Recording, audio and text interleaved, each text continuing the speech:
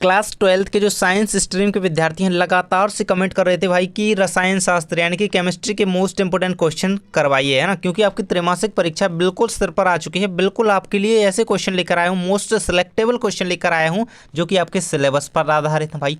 सबसे पहले तो मैं सिलेबस हर एक सब्जेक्ट का बता चुका हूँ आपको, है ना, एक सेपरेट वीडियो डाला हुआ है, उसमें मैंने पूरे सब्जेक्ट्स का सिलेबस बताया है ना, क्योंकि मैं वही जो चैप्टर्स आपके आने हैं उन्हीं के क्वेश्चन बताऊंगा, तो बिल्कुल इससे बाहर से नहीं जाएगा, देखिए, है ना। और मोस्ट सिलेक्टेबल क्वेश्चन है जो कि पिछले ईयर्स के पेपर्स में जो है रिपीट हुए हैं, है ना, और अब वो बार बार आते हैं, है ना, मतलब जो रिपीट होते हैं जो क्वेश्चन और जो नए बनने के चांसेस हैं जो क्वेश्चन, सभी इसमें मैंने इंक्लूड किए हैं। तो बिल्कुल पूरी की पूरी वीडियो को देख लीजिएगा, तो आपके सभी क्वेश्चंस कंप्लीट हो जाएंगे विथ आंसर यहाँ पे दे रहा हूँ। और कुछ क्वेश्चन ऐसे हैं जो कि इंपॉर्टेंट हैं, नीचे दिए गए हैं ना, सारे के सारे क्वेश्चन कंप्लीट करेंगे।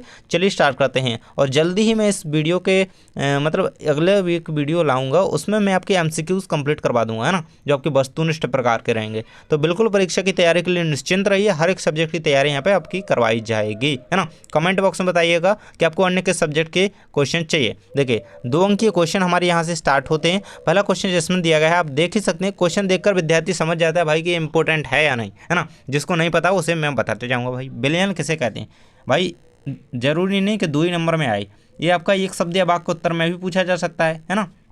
यहाँ पे मैंने 2 अंक के हिसाब से यहाँ पे उसकी जो है भाषा और शब्दों को देखा है, तो उसी तरीके से मैंने यहाँ पे आंसर दिया है ना। ये आपका एक शब्द या वाक्य के उत्तर में भी पूछा जा सकता है ना, और एक खालिस्तान में भी आ सकता है। 2 या 2 से अधिक पदार्थों के समांगी मिश्रण को खालिस्तान कहा जाता है, तो विलयन कहा जाता है। बिल्कुल ये 9th क्लास में पूछा जाता है और ये 12th तक ही चलता रहता है भाई, चलता रहता है ना। तो बिल्कुल से याद रखना, जब 2 या 2 से अधिक पदार्थों का जो समांगी मिश्रण है ना होता है, तो उसे विलयन कहा जाता है एक तरीके से, है ना। ये परिभाषा इतनी सरल है, याद रखिएगा, है ना। विलयन में पदार्थों के कणों का आकार जो है बहुत छोटा है, लगभग 1 नैनोमीटर से भी छोटा रखा जाता है ना। उदाहरण क्या रहेगा, जब किसी पानी में नमक या शक्कर को घोला जाता है ना, तो परिणामी पदार्थ को विलयन कहा जाता है। मतलब जब 2 या 2 से, यहाँ की क्या बात की जा रही है, 2 या 2 से अधिक पदार्थों को जब घोला जाता है, मिलाया जाता है समांगी मिश्रण के माध्यम से, है ना। तो देखिए यहाँ पर वही तो बात की गई, पानी और नमक को घोला जाता है या पानी या शक्कर को घोला जाता है, तो जो हमें विलयन प्राप्त होता है, जो हमें लिक्विड प्राप्त होता है, वो क्या है, विलयन है, उसे विलयन कहेंगे। यही आपका आंसर है भाई। देखिए अन्य सब्जेक्ट्स के आपने यदि क्वेश्चन नहीं देखे हैं तो हिंदी के हो गए, इंग्लिश के हो गए, मैंने अपलोड कर रखे हैं। प्लेलिस्ट चेक कीजिए, है ना, चैनल पर जाइए, विजिट कीजिए, चैनल में प्लेलिस्ट के सेक्शन में जाकर के अन्य वीडियोस देख लीजिए, है ना। बायो का भी वीडियो डल चुका है। देखिए समपराशरी विलयन किसे कहते हैं भाई, बहुत ही ज़्यादा मोस्ट इंपॉर्टेंट क्वेश्चन है, 2 अंक में ये बना है ना। देखिए यहाँ पे आंसर रहेगा आपका, वे विलयन जिन्हें अर्धपारगम्य झिल्ली के अर्धपारगम्य झिल्ली से पृथक करने पर परासरण नहीं होता है, समपराशरी विलयन कहलाते हैं। इन विलयनों का परासरण दाब समान होता है ना, तभी तो इन्हें समपराशरी कहा जा रहा है। इनका परासरण दाब क्या है, समान होता है, तो इन्हें समपराशरी विलयन कहा जा रहा है ना। याद रखेंगे। इसके बाद हेनरी का नियम, भाई इतना ज़्यादा इंपॉर्टेंट क्वेश्चन है ना, बोर्ड परीक्षा में तो लिख के रख लो कि आता ही है ना। हेनरी के नियम अनुसार इन्होंने क्या कहा है भाई, यहाँ से कहते हैं कि स्थिर ताप पर किसी गैस की द्रव में विलेयता गैस पर आरोपित दाब के समानुपाती होती है। ये यहाँ पे हेनरी का नियम है, याद रखिएगा। और आगे इसमें दिया गया है, अर्थात क्या है, देखिए समझेंगे। जब ताप को स्थिर रखा जाता है तो द्रव में गैस की सांद्रता का मान दाब के समानुपाती होता है ना। जब ताप को क्या है, स्थिर रखा जाएगा तो द्रव में गैस की सांद्रता का मान दाब के समानुपाती होता है। इसे ही हेनरी का नियम कहा जाता है, याद रखेंगे भाई, बहुत ही ज़्यादा इंपॉर्टेंट है। राउल्ट के नियम को समझाइए, very very most important question, very very most important. Raoult का नियम क्या है, जिसका उपयोग एक अवाष्पशील विलेय के विघटन के कारण वाष्प के दबाव में कमी की व्याख्या करने के लिए किया जाता है। इस नियम का नाम इसके निर्माता फ्रांकोइस मेरी राउल्ट के नाम पर रखा गया है। इस नियम का उपयोग गैसीय अवस्था में वाष्पशील विलायक की संरचना का विश्लेषण और वर्णन करने में भी किया जाता है। इसका उपयोग हो गया है, यहाँ पे आपको पूरा आंसर कंप्लीट दिया गया है। इसके बाद हम मूल प्रभाज्य किसे कहते हैं भाई, आंसर आपके सामने है। किसी विलयन में उपस्थित किसी विलेय या विलायक के मूलों की संख्या विलयन में उपस्थित संपूर्ण मूलों की संख्या के अनुपात के को जो है मूल प्रभाज्य कहा जाता है ना। देखिए फिर से देखते हैं, किसी विलयन में उपस्थित किसी विलेय या विलायक के मूलों की संख्या, है ना, तो विलयन में उपस्थित संपूर्ण मूलों की संख्या के अनुपात को मूल प्रभाज्य कहा जाता है। ये आपका आंसर रहेगा। और इसके लिए यहाँ पे मूल प्रभाज्य, विलेय का मूल प्रभाज्य बराबर n1/n1 + n2, है ना, तथा विलायक का मूल प्रभाज्य बराबर n2, है ना। इस तरीके से आप ये देख सकते हैं, पूरा आपको दिया गया है विलेय का मूल प्रभाज्य और विलायक का मूल प्रभाज्य, है ना। चलिए आगे देखते हैं, नॉर्मलता को परिभाषित कीजिए, है ना। नॉर्मलता होगी, इसे बहुत ही इम्पोर्टेंट के तौर पर देखिएगा। नॉर्मलता किसी बिलियन के 1 लीटर में घुले हुए विलेय के ग्राम तुल्यांक है, ना। तुल्यांक भारों की संख्या, है ना, भारों की संख्या को बिलियन की नॉर्मलता कहा जाता है ना। किसी बिलियन के 1 लीटर में घुले हुए विलेय के ग्राम तुल्यांक भारों की संख्या को बिलियन की नॉर्मलता कहा जाता है। इसे कैपिटल N द्वारा प्रदर्शित करते हैं, याद रखेंगे, ऑब्जेक्टिव में बन सकता है। इसके बाद आपका आगे इसका दिया गया है बिलियन की नॉर्मलता का जो है यहाँ पे फॉर्मूला के टाइप बताया गया है, बिलियन के ग्राम तुल्यांकों की संख्या बटा बिलियन का आयतन, है ना, लीटर में। तो इस तरीके से आप इसे लिखेंगे, है ना। इसके बाद है आपका विद्युत अपघट्य किसे कहते हैं। देखिए किसी लबड़ के जलीय विलयन को जिसमें से विद्युत धारा गुजर सकती है उसे विद्युत अपघट्य कहते हैं, है ना। तो सीधी सी बात है कि जब कोई कोई लबड़ है उसके जलीय विलयन से जिसमें से जो क्या है विद्युत धारा गुजर सकती है वो क्या है विद्युत अपघट्य है ना। कोई द्रव्य है या लबड़ है ना। इसके बाद है ऑक्सीकरण को समझाइए। बहुत ही ज़्यादा इंपॉर्टेंट क्वेश्चन है भाई, 2 अंक के रूप में, और ये एक शब्द या वाक्य के उत्तर में भी आ सकता है। जब कोई पदार्थ किसी विद्युत ऋणात्मक तत्व अथवा ऑक्सीजन संयोग करता है ना, तो इसे ऑक्सीकरण कहते हैं ना। क्या है कि जब कोई पदार्थ है जो किसी विद्युत ऋणात्मक तत्व से, है ना, या ऑक्सीजन से संयोग करता है तो इसे ऑक्सीकरण कहा जाता है ना। जब कोई पदार्थ होता है अगर वो ऑक्सीजन से संयोग कर रहा है या किसी विद्युत ऋणात्मक तत्व से संयोग कर रहा है तो वो जो क्रिया होगी ऑक्सीकरण कहलाएगी। अर्थात पदार्थों द्वारा एक या अधिक इलेक्ट्रॉन त्याग करने के प्रक्रम को जो है ऑक्सीकरण कहा जाता है। कार्बन का ऑक्सीकरण यहाँ पे आप देख सकते हैं, ये रहेगा, है ना, C+O2 यहाँ पे CO2, है ना, ये बना। तो कार्बन और ऑक्सीजन का जब ऑक्सीकरण हुआ तो यहाँ पे कार्बन डाइऑक्साइड बनी, है ना। तो यही यहाँ पे आपका ऑक्सीकरण रहेगा। इसके बाद अपचयन अभिक्रिया को समझाइए, है ना। अपचयन आपने 10th में भी पढ़ा होगा यदि आपको याद हो तो। जब विद्युत धनात्मक तत्व अथवा हाइड्रोजन से संयोग करता है, विद्युत धनात्मक तत्व क्या है, हाइड्रोजन से संयोग करता है, तो इसे जो है अपचयन कहते हैं। अथवा इसका अलग आंसर क्या रहेगा, पदार्थों द्वारा एक या एक से अधिक इलेक्ट्रॉन ग्रहण करने के प्रक्रम को अपचयन कहा जाता है। ये आपके उदाहरण रहेंगे इसके।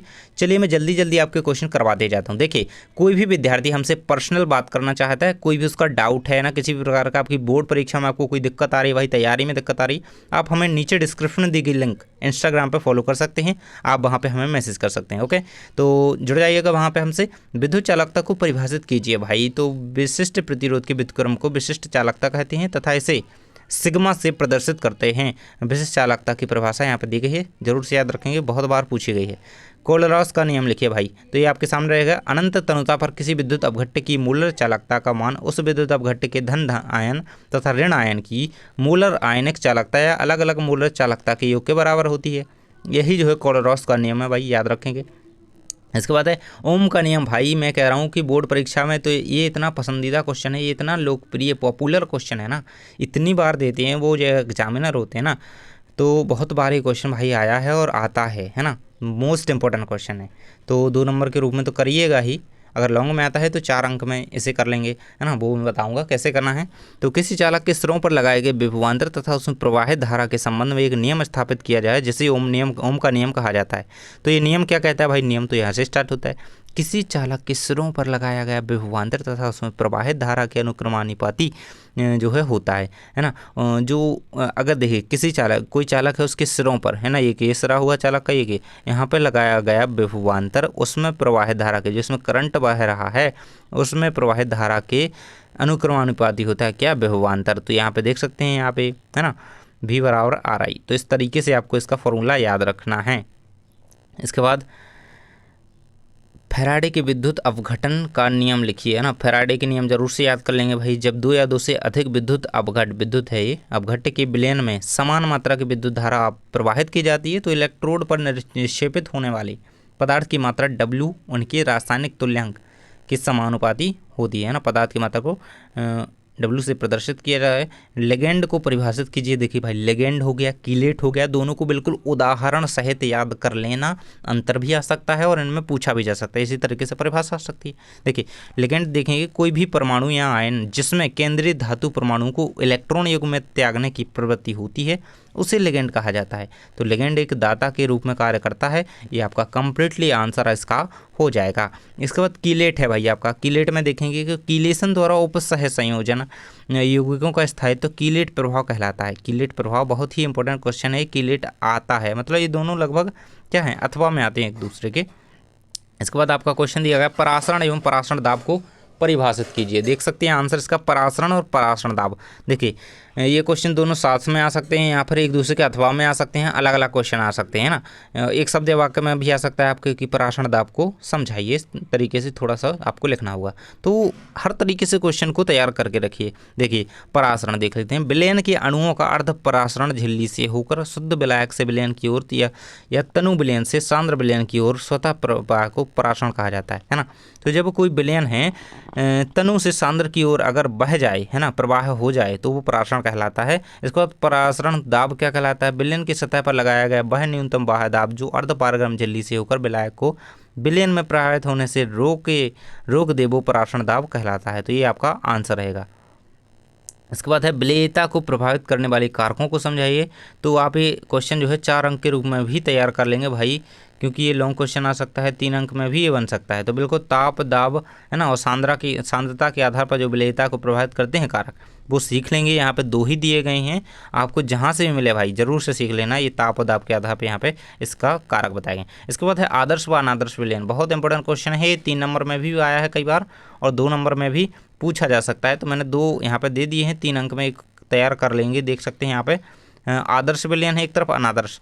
तो देखिए सीधी सी बात है, जो आदर्श विलयन होते हैं वो राउल्ट के नियम का पालन करते हैं, जो अनादर्श होते हैं वो इनके नियम का पालन नहीं करते हैं। भाई जाओ, हमें आपके नियम का पालन नहीं करना है। मतलब जो आदर्श होते हैं वो आदर्श तरीके से, मतलब है ना, आदर्श उसका नाम ही है, वो पालन कर रहा है ना, तो वो आदर्श विलयन हो गया। और जो पालन नहीं कर रहा है वो अनादर्श हो गया।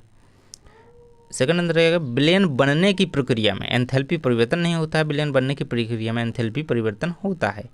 इसके बाद आपका नेक्स्ट क्वेश्चन भाई देख लेते हैं आपका, सेल स्थिरांक किसे कहते हैं? देख लिए किसी रासायनिक अभिक्रिया का साम स्थिरांक या संतुलन स्थिरांक उस अभिक्रिया के साम अवस्था में अभिक्रिया भजन फल के मान के बराबर होती है। ये आपका आंसर रहेगा सेल स्थिरांक का। संक्षारण किसे कहते हैं? भाई इतना ज़्यादा ये पढ़ा हुआ है ना आपने।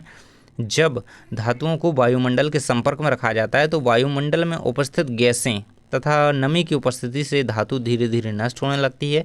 इस प्रक्रिया को संक्षारण कहते हैं। सीधी बात है, जब धातु जो है, कोई भी धातु अगर हम ऐसे खुले में छोड़ देते हैं, है ना, लोहे की धातु हो गई खासकर से, हम उसे खुले में अगर छोड़ देते हैं तो वो आर्द्रता या नमी के संपर्क में आने पर जो है अपने क्षरित होने लगती है एक तरीके से। तो उसी प्रक्रिया को संक्षारण कहते हैं।